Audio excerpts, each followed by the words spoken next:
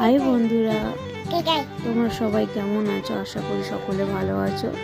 দেখো আমি কী করে আজকে ঝাল চিকেন রান্না করি ঘরে, সেটাই তোমাদের কাছে শেয়ার করব। দেখো মাংসটা প্রথমে ধুয়ে এনেছি, এখানে আলু, পেঁয়াজ, আদা রসুন ভালো করে ছেড়িয়ে পরিষ্কার করে নিয়েছি। এবার আদা রসুনটা মিক্সি করার পর আমি আদা রসুন মিক্সি করে নিলাম।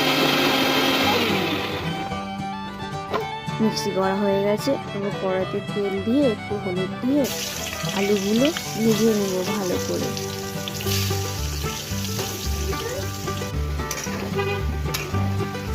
দেখো এখানে আলু ভেজে তুলে নিয়েছি। এবার সেই তেলের মধ্যে 3টে তেজপাতা, পেঁয়াজ দিয়ে দেবো। একটু লাল লাল করে ভেজে নিয়ে এর মধ্যে আদা রসুন ঢেলে দেবো। দেখো আদা রসুন দিয়ে ভালো করে নেড়ে চেড়ে একটু ভালো করে মশলাটা কষিয়ে নেব। কষানো হয়ে যাওয়ার পরে লঙ্কার গুঁড়ো, হলুদ গুঁড়ো আর নুন দিয়ে নেব। তোমরা যেরকম খাও, যেরকম পরিমাণে সেরকম পরিমাণেই দেবে। তারপর এখানে আমি মশলাটা কষানো হয়ে গেছে, তেল ছেড়ে দিয়েছে। এর মধ্যে আমি মাংসটা ঢেলে দেবো। দেখো মাংসটা ঢেলে দিয়ে আবার একটু ভালো করে নেড়ে চেড়ে নিলাম। ভালো করে কষিয়ে নিতে হবে মাংসটা, তবেই তো টেস্টি। যতই কষাবো তত টেস্টি হবে। এখানে আমি অনেকক্ষণ ধরে কষেছি মাংসটা, যাতে সেদ্ধ হয়ে গেছে প্রায়। এবার এর মধ্যে আলুটা দিয়ে আবার একটু ভালো করে কষিয়ে নেব।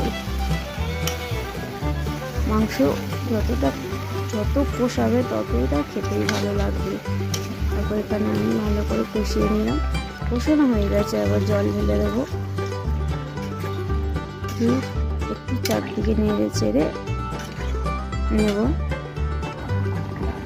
দেখো এখানে অনেকক্ষণ ফুটে গেছে। এবার একটু ধনে গুঁড়ো দেবো, তারপরে খানিকক্ষণ বাদে জিরে গুঁড়ো।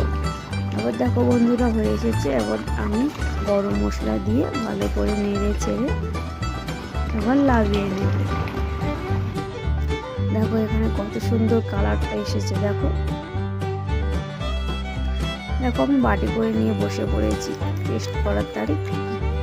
কেমন টেস্ট হয়েছে আবার বলো না, এত মাংস থাকতে পা নিয়ে বসেছি।